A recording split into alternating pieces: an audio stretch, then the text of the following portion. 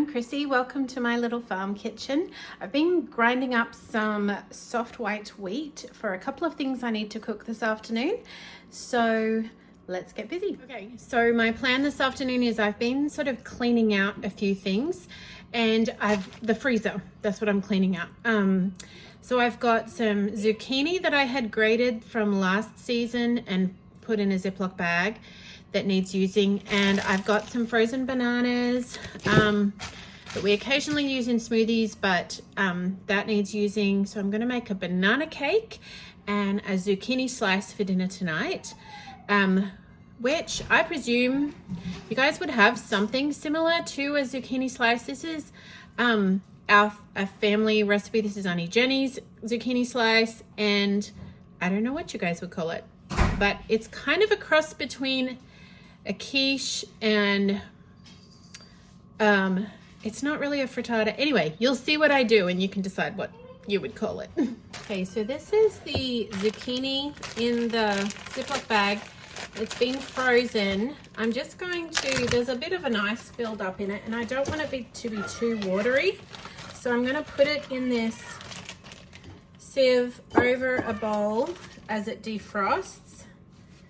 I'm just going to break it up. I took it out a while ago, so it has started to defrost, but it's a bit icy. So I'm just going to kind of break it apart a little bit and let the water, the excess water, run down out of it.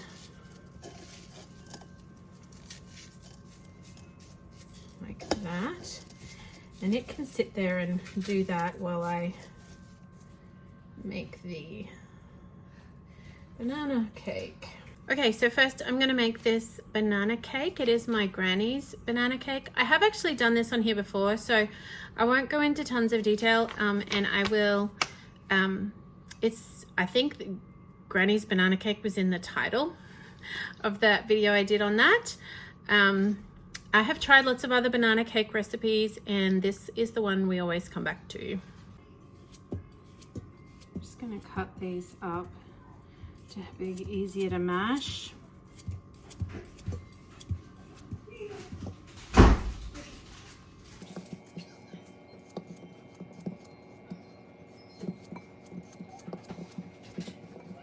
Just mashing it with a potato masher. Of course, this is easier when they're not frozen, and I could wait until it defrosted, but it's not actually too bad with a masher.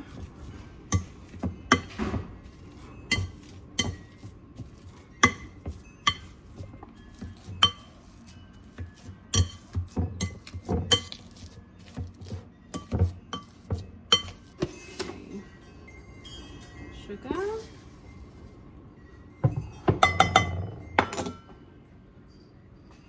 one egg,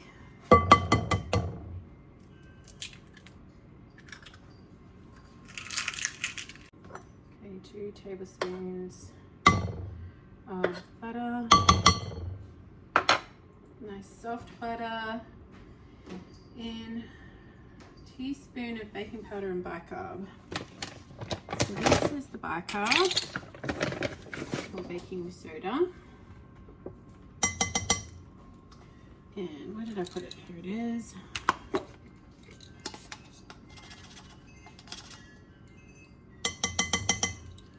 Teaspoon of that. And a couple of tablespoons of milk. Just gonna eyeball that. Now this recipe is also just with all-purpose white flour, so I'm using soft white, freshly milled flour. So I probably may need to adjust some of the liquid proportions of the recipe. Okay, it's 1.5 cups of plain flour. So that's a 1/2 cup.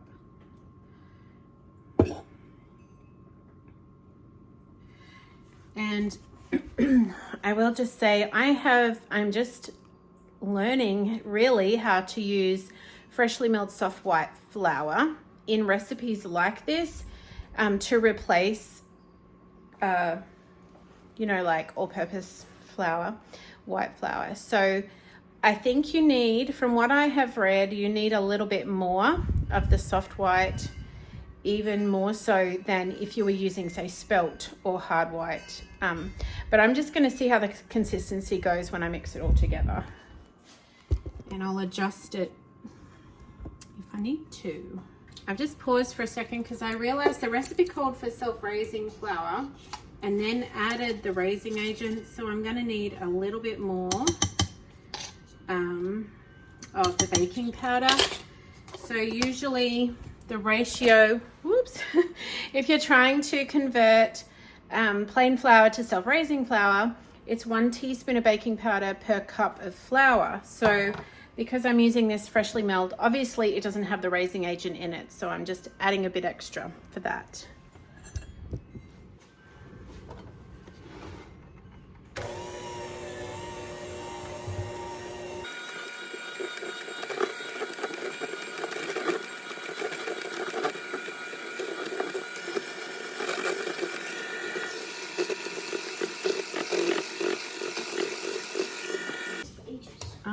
That's true, but today I'm making banana bread. Oh, banana cake, whatever you want to call it. We always called it banana cake. Well, I'm not sure. The consistency seems just normal to when I use the other flour, so I'm just gonna go ahead and see how it goes when I bake it.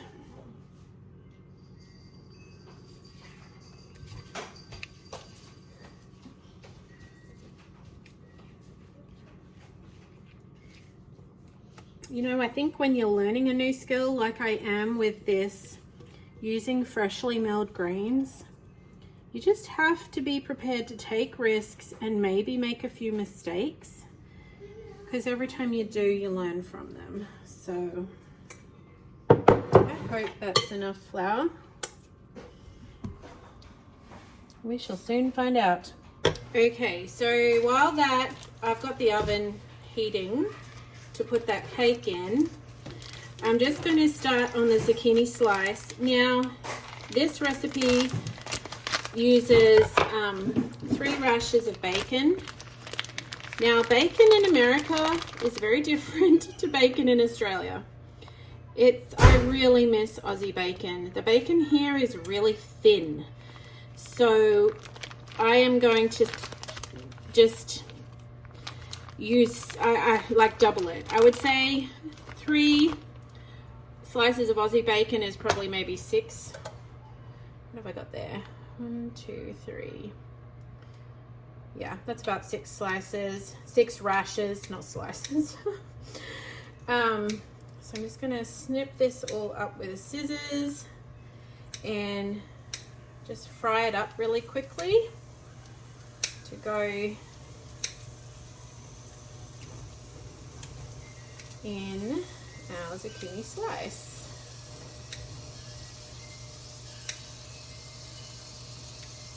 Also, it seems like the bacon here is a lot fattier, so I will probably get a lot of, which is a generalization, I realize, and that probably varies a lot, but I will get a lot of fat cook off this, so I don't want too much in the recipe. It'll just make it too wet.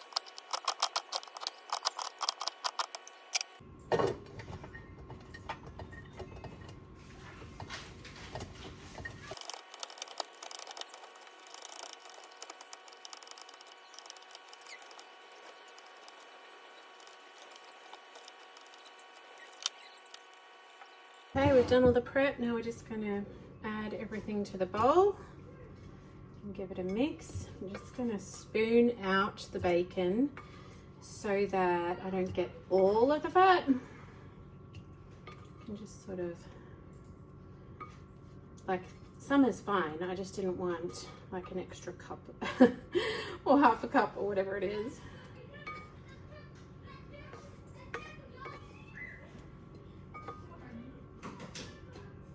Okay, so we have the zucchini, which has drained in there. Now let me see, how am I going to show you this?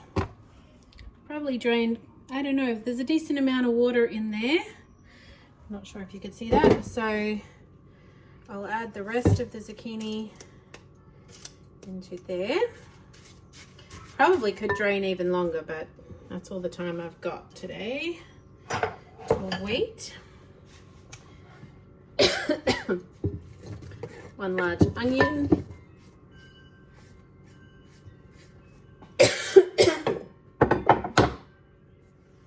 1 cup of flour. It calls for self-raising.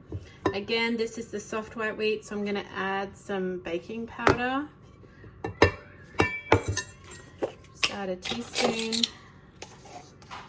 of baking powder and a cup of cheese. And you know, it's just an eyeball. I've grated too much cheese, but we use a lot of cheese around here, so it's not going to go to waste. So cheese, and then a half cup of olive oil. That's the end of that bottle.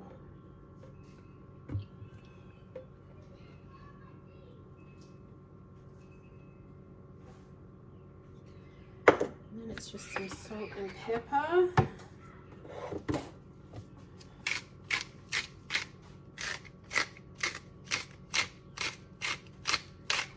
And some pepper.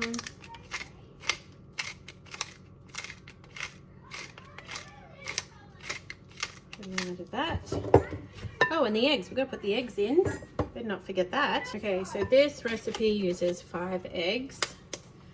I may do 6 just to extend it a little. We've got so many eggs right now. There's no shortage of eggs.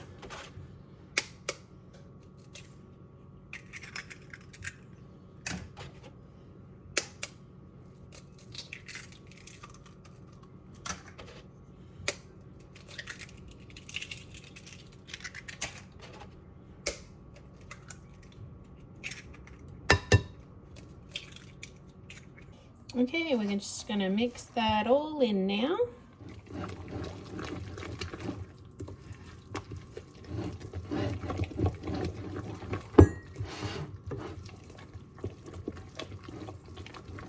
Okay, so I have just greased this with butter, and I'm going to lightly dust it with some flour.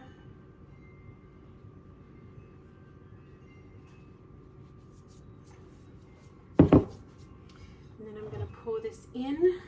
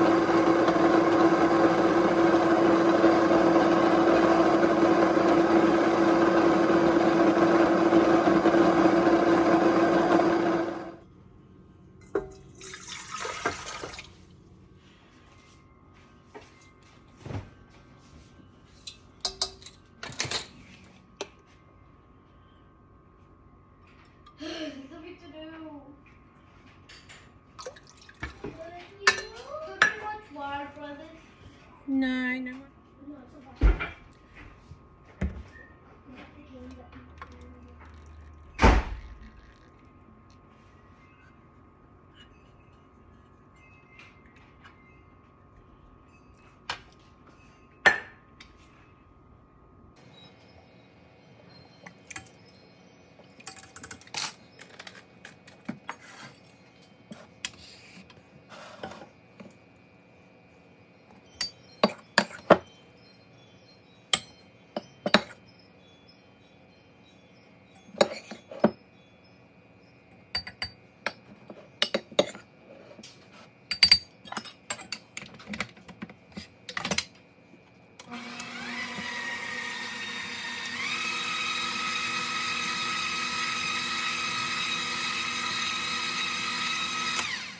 Okay, so I'm going to let the mixture there with the, I just ground some spelt flour, and I'm going to let all of that with those other ingredients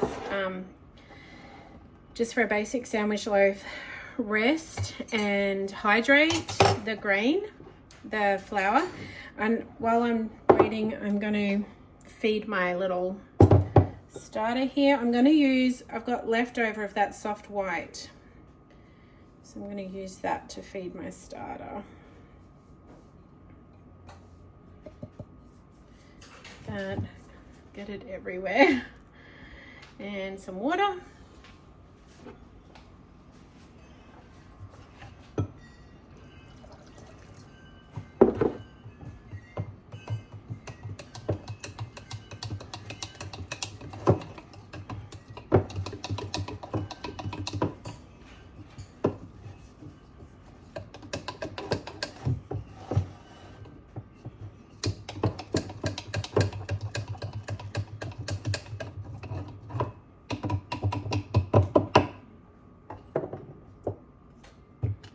Now put that back in the fridge.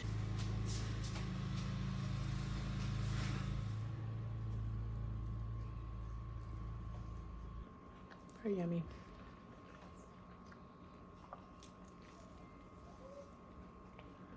So it is later in the afternoon, and I forgot to show you when the banana bread came out, and this is all that's left. It disappeared very quickly. So it worked fine. I did have to cook it longer than I normally do. So I don't know if that's to do with the grains, with the soft white wheat instead of all-purpose flour. So I guess I'll just have to monitor that and see if that's something I'm always going to have to do, cook it a bit longer, or yeah, I'm not sure, but it worked fine. I've just put the bread to rise for the second rise. So it did the first rise, and now I'm doing the second rise. It is actually almost time to go milk. So I'm going to get ready and go out and milk Matilda, and then it'll be in for dinner and all of those things. So I'm going to sign off because I've taken you milking lots, but today I've just had a few things to do in the kitchen. I actually really wanted to get a lot more than that done today, but that is often the way that it goes. I had really wanted to get in the garden and do a little bit more work out there, but that's okay. We just have to do the best we can with the hours we're given and surrender the rest to Providence and start again the next day. All right, friends, sunshine and raindrops, I'll see you soon.